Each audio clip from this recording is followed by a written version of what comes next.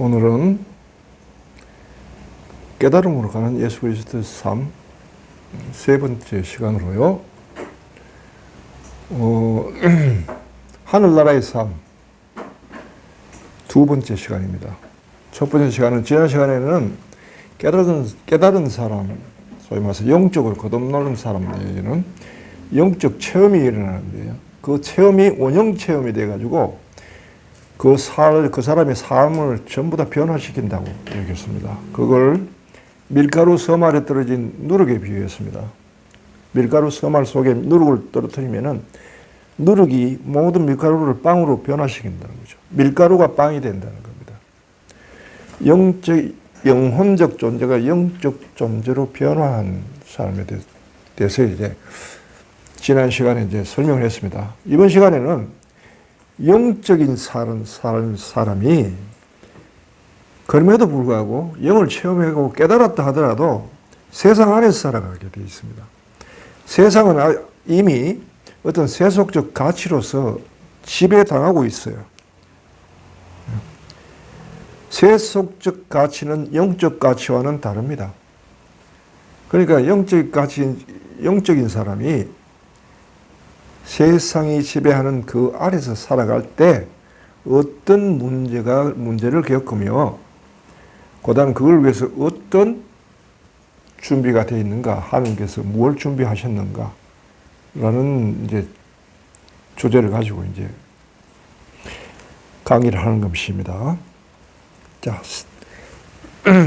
세속 안에서의 영적 삶이라는 주제입니다. 여기 보면요, 세 가지 문제가 다뤄지는데 하나는 빵이냐 말씀이냐, 두 번째는 성공적 삶, 즉 인정받는 삶의 기준이 뭔가, 세 번째는 인생의 즐거움의 척도가 뭔가, 이 세 가지가 다 다르다는 것입니다. 거기에 대해서 이제 이야기할 텐데요. 자, 오늘은 이제 마태복음 4장에 보면요, 예수님께서 세례를 받고 광야로 나갑니다. 광야에서 40일 동안을 단식을 하면서 수행을 하십니다. 그리고 마지막 쯤 돼서 이제 악마가 나타나서 세 가지 유혹을 하죠. 이 세 가지 유혹은 여기에 대한 예수님의 태도를 요구하는 것입니다. 이 세 가지 질문은 인간이 가지는 세 가지 근본적인 질문이고요. 여기에 대해서 예수님의 태도가 어쩌냐에 따라서 하늘나라의 성격이 드러나는 것입니다. 그래서 굉장히 이후에 활동하시는 하늘나라를 전파하는 그 일을 하시는데 초석과 같은 기준, 척도가 되는 어떤 그런 내용을 담고 있죠. 그래서 이 부분에 대해서는 찬찬히 우리가 한번 읽어볼 필요가 있습니다. 그거 좀 이제 읽어보실래요?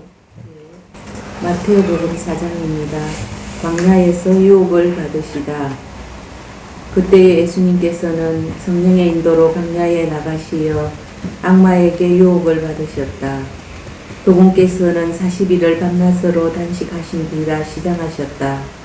그런데 유혹자가 그분께 다가와 당신이 하느님의 아들이라면 이 돌들에게 빵이 되라고 해보시오 하고 말하였다. 예수님께서 대답하셨다. 성경에 기록되어 있다.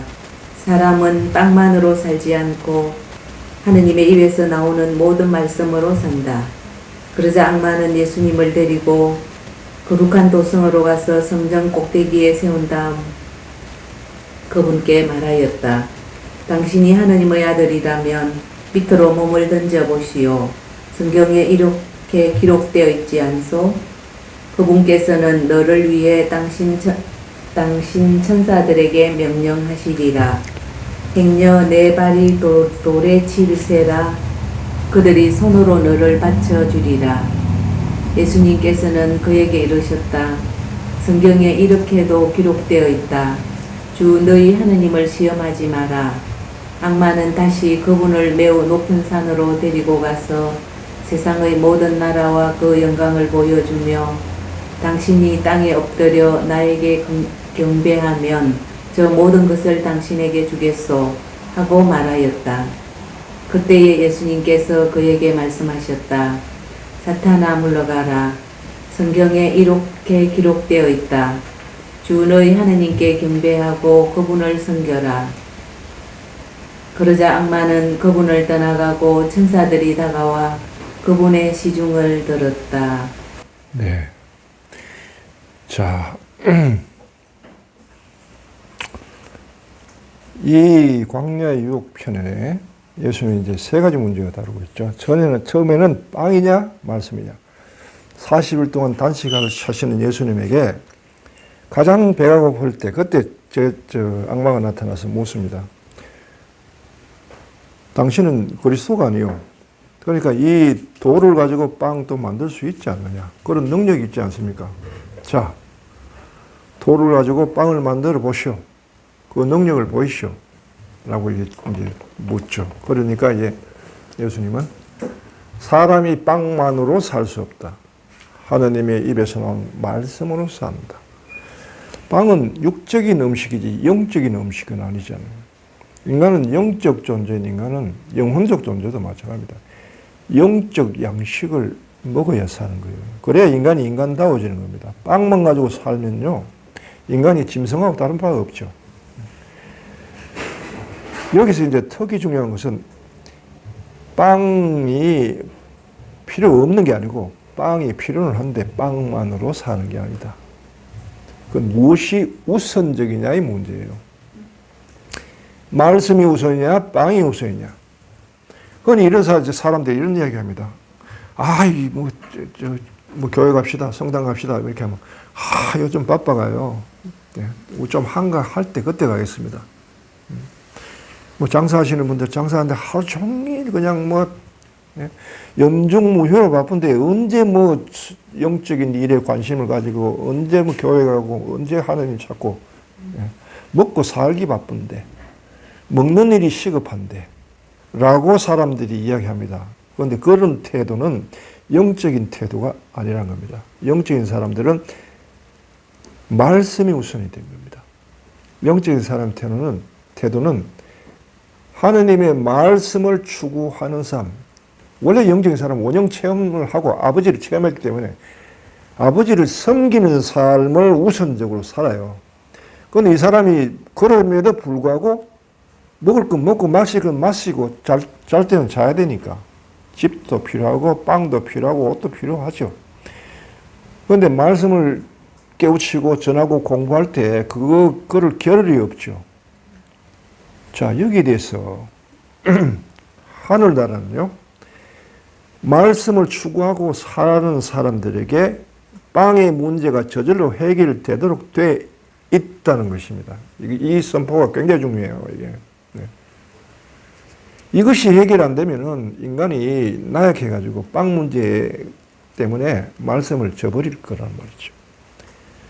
그러니까 말씀을 추구하고 살아가게 되면은 빵 문제도 저절로 따라오도록 당신께서 만드신 겁니다.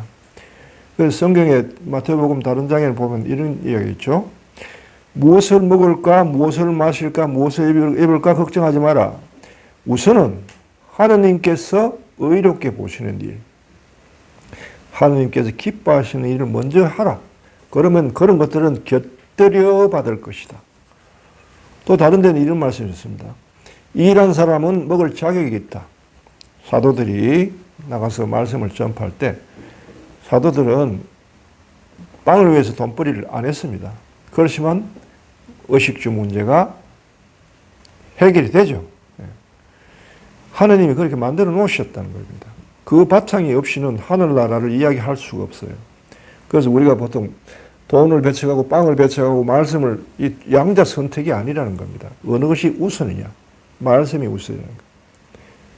두 번째는 뭐냐면은 성전 꼭대기에 데려가요. 우리 여기 떨어져 봐라. 높은 데서 떨어져서 하느님께서 받쳐줄 거 아니냐. 그러면은 당신이 누군지 드러날 거 아니냐. 떨쳐 보여라. 메시아의 능력을 떨쳐 보여라. 할 때 예수님이 하느님을 섬기라고 되어 있다 하고 이제 성경에 하느님만 섬기라 하고 되어 있다 하고 거부하죠. 당신이 오신 것은 왕이 되고 높은 자리에 앉고 이런 걸 위해서 온 것이 아니라 섬기러 오신 거예요. 남들 아래 자리에 있는 것입니다. 아래에서 다른 사람을 떠받쳐주기 위해서 오신 거죠. 인자는 섬김을 받으러 온 게 아니라 섬기러 왔다라고 하신 거죠.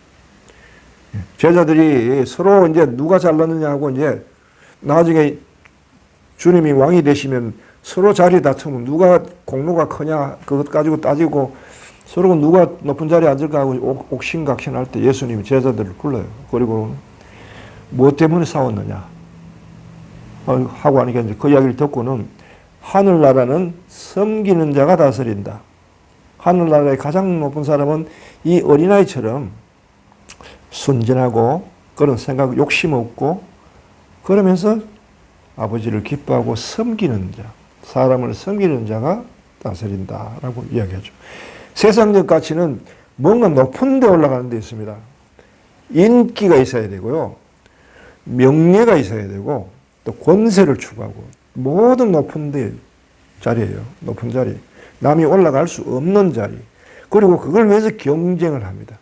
경쟁을 하고 머리 좋은 사람, 힘센 사람, 백그라운드 좋은 사람이 높은 자리에 올라가고 높은 자리를 또 세습까지 합니다. 그게 세속적인 삶의 방식이죠. 그러나 하늘나라의 사람들, 영적인 사람들은 그런 가치로 살지 않는다는 겁니다.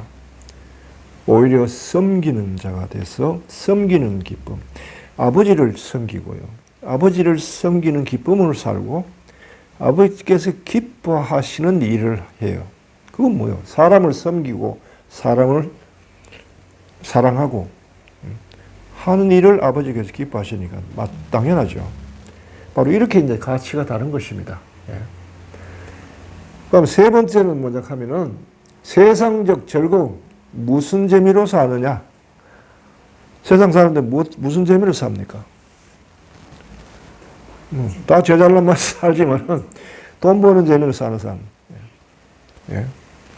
그 다음에 사람들이 주로 이제 관심 있는 게 뭐 돈 버는 일, 집 가지는 집장만 하는 일, 뭐 이런 거죠. 그 다음에 또 잘 먹고 잘 입고, 예. 남들이 못 가지는 거 가지고, 또 좋은데 여행 가고, 여유 있게, 일에 구속됨이 없이 자유롭게 하고 싶은 일 하면서 후회 없이 살아가는 삶, 이게 세속적 삶입니다. 그런데 하늘나라의 기쁨은 거기에 있는 게 아닙니다. 하늘나라의 기쁨은 진리를 깨우쳐 나가는 그 삶입니다. 영적인 사람은 이미 원형 체험을 가지고 있습니다. 깨달음까지 가는 그 과정을, 그 역사를 받았어요. 예. 마치 유다 백성처럼 선택받은 자요. 바로 그 역사를 인정받은 사람입니다. 이거 이상의 가치가 없어요. 그러니까 깨달은 사람은 그 누구 앞에 가서도 당당하고요. 누구도 부러워하지 않습니다. 예. 자기가 세상에 가장 성공한 사람이고 가장 잘난 사람인데 도대체 누구를 부러워합니까? 그 앞에 대통령이 있다 하더라도 전혀 거기에 고개를 숙이지 않습니다. 당당하고 떳떳하죠. 그러다 상대방을 깔보는 건 아니지만은 인간을 놓고 존중하지만은 다른 이유로 쓸데없이 굽히고 그러지는 않습니다. 이런 당당함이 있어요. 이게 이제 바로 진리를 깨우쳐가는 삶이에요. 그리고 원형 체험적 삶을 살면서 계속 그 본인이 체험한 것을 알아가는 삶. 우리가 처음 깨닫게 될 때 도대체 이런 일이 나에게 어떻게 벌어졌지? 나는 한 게 없는데 어떻게 이런 일이 일어났지? 마치 선물처럼 하늘에서 뚝 떨어진 것 같이. 그렇지만 이 체험을 얻기까지의 과정은 있었죠. 그러나 그 의미는 감춰져 있는 거죠. 이 사람을 자꾸 굴리고 하면서 여기에 대해서 감춰진 그 진리의 세계가 확장돼서 드러나는 것입니다. 그럴수록 이제 진리 안에서 자유로운 거죠. 알기 때문에 자유로운 겁니다. 그 진리는 틀릴 수 없는 진리입니다. 그러니까 삶에서 지혜로워지고 진리를 깨우쳐가니까 알아지고 하니까 자연스럽게 진리가 너희를 자유롭게 하리라. 해방되고 그 다음에 스스로 인격적으로 굉장히 고양됨을 느끼고 자기 존엄성을 은밀하고 하나님을 섬기고 그러나 자기가 그렇게 되어가는 모습, 완성되어가는 모습을 기뻐하고, 이게 이제 바로 세상적 가치와 이제 다른 삶입니다. 예수님이 이제 제자들을 앞두고 당신이 이제 제자들과 헤어질 때가 돼서 이제 당부하는 말씀이 이제 성경에 나와 있는데요. 그 당부 말씀을 보면 이제 세속 안에서의 영적인 사람들이 어떻게 살아야 되는지, 그에 대한 걱정이 어디에 있는지를 이제 말씀하십니다. 이게 마지막에 이제 순환에 들어가기 전에, 잡히기 직전에 이제 하느님께 기도하는 기도니까 이게 어떻게 보면 당신의 유언과 같은 기도죠. 요한복음 17장 보면 나오는데요. 9절에 보면 이런 말씀하셔요. 저는 이들을 위해 빕니다. 세상을 위해서가 아니라 아버지께서 저에게 주신 이들을 위해서 빕니다. 저는 더 이상 세상에 있지 않지만 이들은 세상에 있습니다. 저는 아버지께 갑니다. 걸어가신 아버지께서 저에게 주신 이름으로 이들을 지켜주시고 이들을 하나 되게 해주십시오. 지켜달라고 하셨죠. 세상으로부터 지켜달라. 또 어디에 보면 14절에 보면 이런 말씀하세요.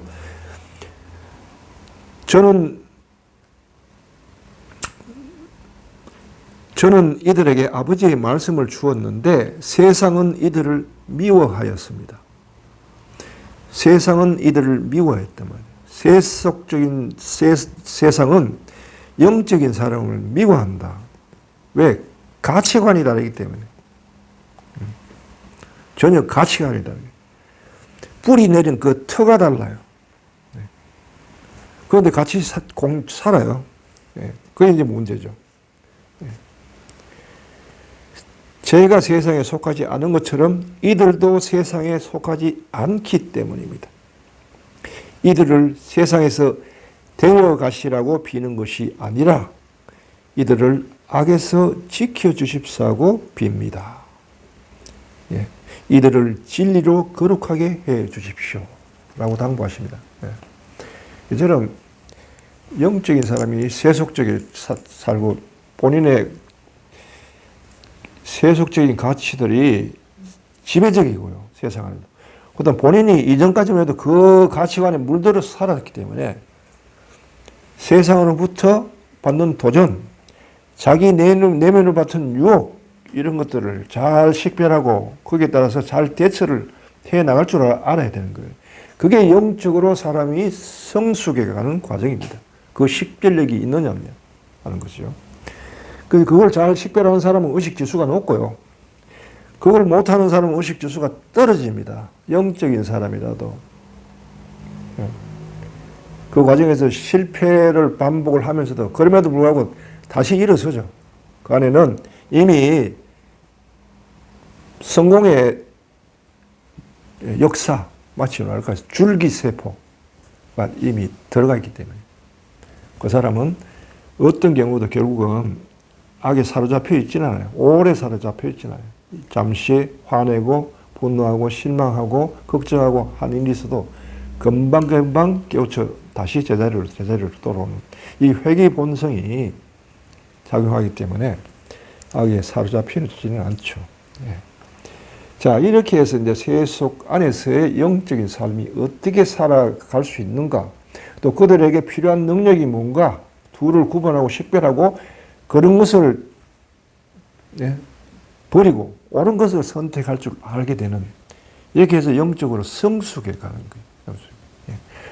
그러나 영적으로 성숙해 가더라도 세 번째 단계가 또 있습니다. 세 번째 단계, 완성하기 직전에 당하는 추락 사건이 있습니다. 영적인 사람이 추락하면요, 이거야말로 높은 데서 곧바로 직하 떨어지니까 떨어지는 것은 날개가 없다라는 말처럼 엄청난 충격으로 다가오고 추락 사건, 그다음 죄의식에 시달리고 그다음 죽음 체험, 그 이후에 완성에 들어갑니다. 요거는 세 번째 파트인데요. 예수 순환 역사에 관한 것입니다. 두 번째 파트는 공생활의 파트고요. 그건 다음 시간에 하도록 하겠습니다. 오늘은 여기까지 하겠습니다.